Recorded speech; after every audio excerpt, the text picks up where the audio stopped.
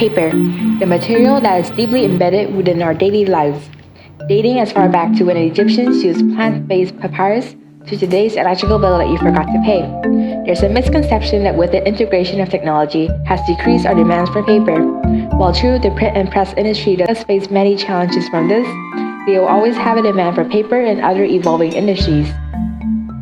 It's expected that with a rising middle class entitles the population with access to education and office jobs, consequently consuming even larger quantities of paper. In addition, through our transitions towards a stable consumption, paper has become the next alternative material replacing the commonly used plastic. Yet to an extent, how truly sustainable are they? What are the impacts the production of paper creates, and what solutions we can offer to make it even more sustainable?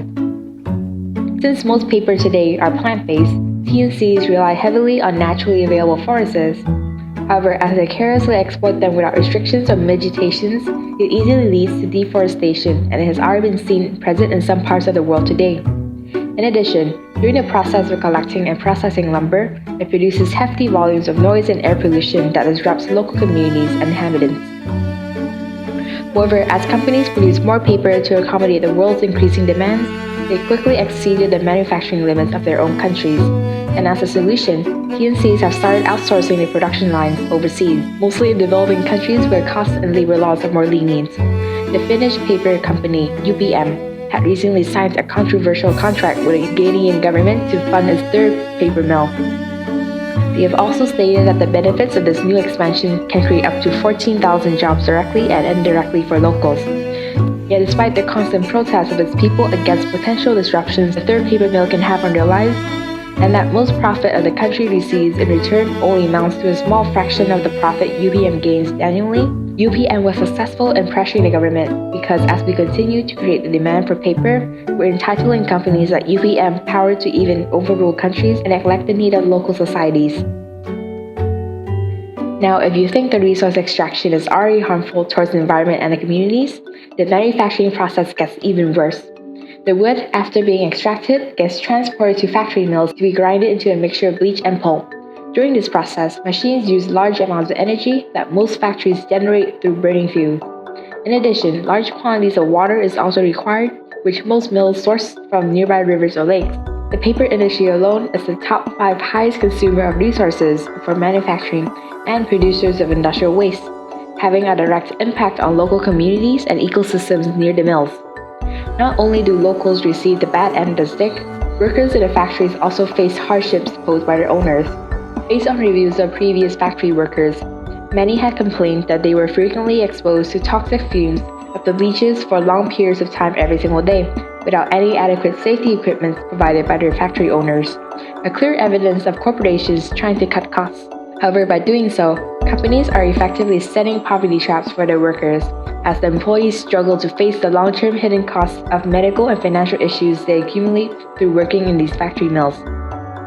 Now that's a lot of trouble to produce a single piece of paper, right? Well, based on what you do with it can contribute even more to the myriad of problems. Most papers, after being used, are chucked at the nearest trash can, where they'll ultimately be collected and transported to local landfills. On average, paper alone takes up to 25% of landfill space, waiting to naturally decompose or to be burnt. Both processes produces harmful greenhouse gases to the environment. Fortunately, some companies have taken initiatives to reduce their environmental impacts by reintroducing the waste paper back into their production loop.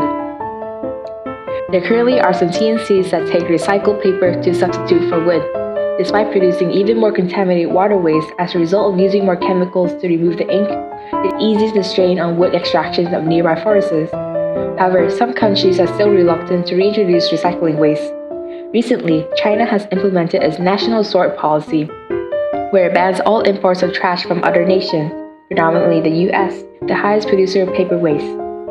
Furthermore, without proper facilities to process these wastes, they continue to accumulate in landfills. Before you start viewing China badly, it's arguable that the US is the most irresponsible. They have to rely on China because TNCs in their own countries won't take responsibility for their waste reduction. Furthermore, it's undeniable that both sides are at fault. However, a simple solution is for everyone to take action and own up to their global responsibilities. This could mean TNCs taking the initiatives to cut down their waste production. But for TNCs to be successful in creating this new circular economy requires the help from you.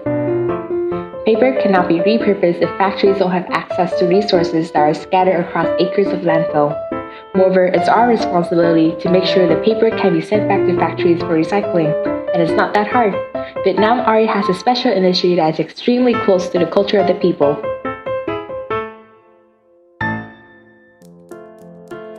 Workers in this industry frequently patrol the neighborhood and search for recyclable materials that they can buy and resell back to recycling facilities or even directly to TNCs for repurposing. Not only do you get some extra pocket money from selling your trash, you're effectively closing the linear production chain. Unfortunately, this industry has the reputation of being a laborious and overall a lower class job, reducing the value of the job, consequently the number of workers within the industry. Moreover, changing social stigmas can be hard, but as an individual, you can provide the respect for the hard work they do to make our planet more sustainable.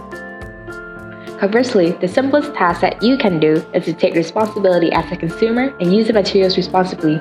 You can always choose for the alternative of recycled paper. In fact, purchasing recycled brown paper not only is an economically wise decision, but contributes to reduce all of the impacts it makes during the production chain of paper. Moreover, even the most minuscule tasks we do every day can make a difference to the world we will live in the future. We should always be conscious of the actions we make as consumers and how we can create a global impact on different communities and the environment.